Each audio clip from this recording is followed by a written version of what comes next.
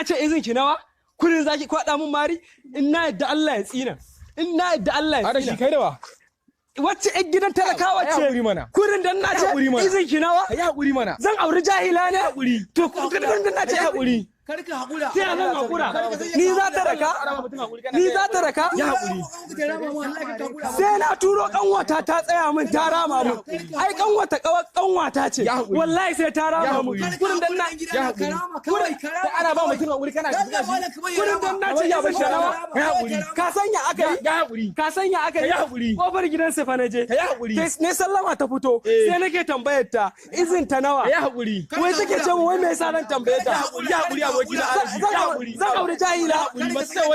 mace ce mana akan mace zaka wai ni ta daka wai ni ta daka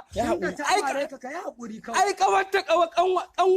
kanwata ce sai na turo ta rama mu ya hakuri ne ya hakuri na hakuri amma ku sani sai na dau fansa wallahi Allah ka mana shiru kai kan kare da kan araba mu ya hakuri alashi zan turo kanwata zan rama ni da kike wannan abu ko zan rama dan kare zan rama ana zan